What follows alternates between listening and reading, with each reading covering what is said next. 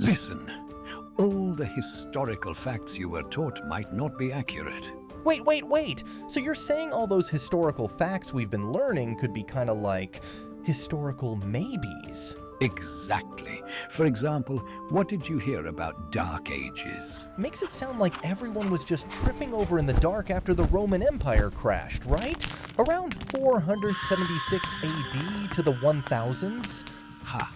Dark Ages. That term's as outdated as calling your awkward teen years the Dark Period. Sure, the Roman Empire took a bow, but it wasn't all curtains down. It's like saying nothing happened, which isn't true at all. Okay, but it was chaos and ignorance all around, wasn't it? Just a bunch of people forgetting how to Roman? Not exactly. Let's talk farming. Now, I know it sounds like watching paint dry, but hear me out. These folks were actually onto something. They started using heavier plows for those stubborn northern European soils. Heavier plows? So what, they turned farming from a Nokia 3310 to an iPhone overnight? You could say that. These new tools and methods meant more food. Suddenly, people weren't just living hand to mouth. It was a real game changer, gave them room to breathe and even think about other advancements.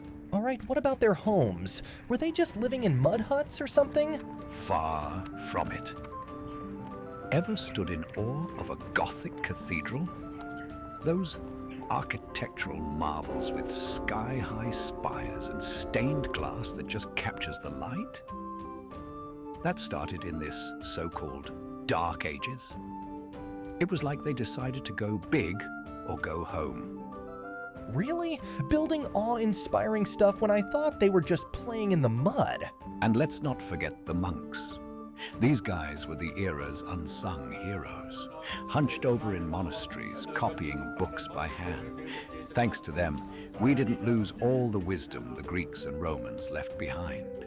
Monks as the ancient world's data backup service, huh? I guess they saved more than just souls.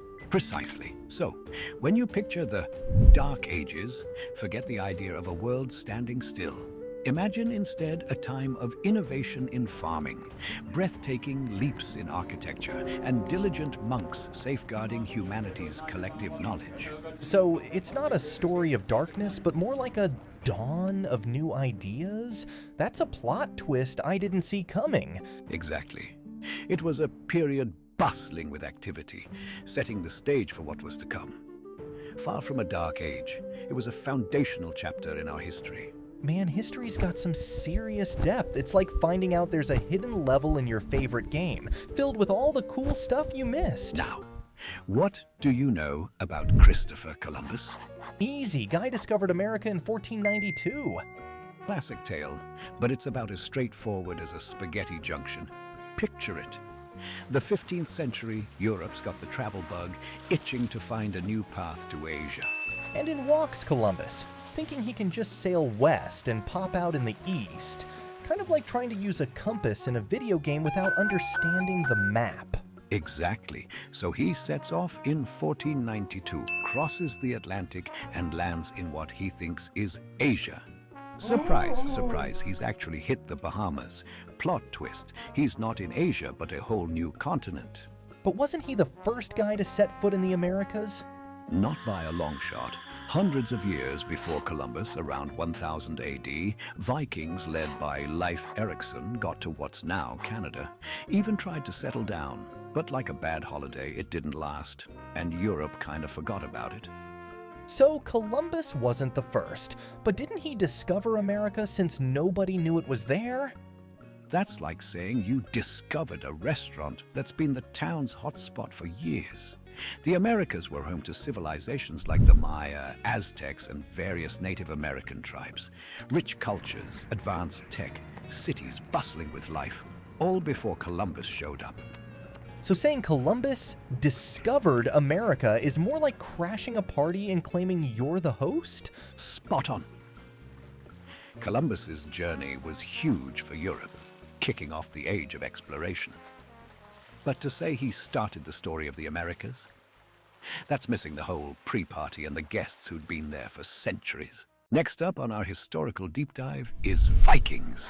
What do you know about them? I always thought they were just these big, mean warriors with horned helmets, sailing around and causing chaos. Classic example of history's PR problem. First off, those horned helmets? Total fashion myth. No self-respecting Viking warrior ever donned horns in battle. That's just Hollywood dressing them up for the drama. No way! So they weren't all about raiding and pillaging? Not at all. Imagine thinking everyone at your school is the same. Vikings were as diverse as any group. They were traders, farmers, and yes, even poets. Ever heard of sagas? Epic tales about heroes, adventures, and the occasional dragon.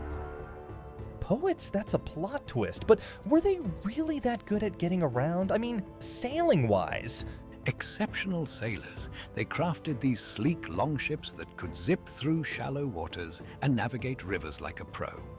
These boats got them everywhere, from the coasts of France and Russia to even crossing the Atlantic. That's insane! And they had tech too, right? Like the Sunstone? Yes, the Sunstone. Sounds like a magical artifact, but it was a real navigational tool.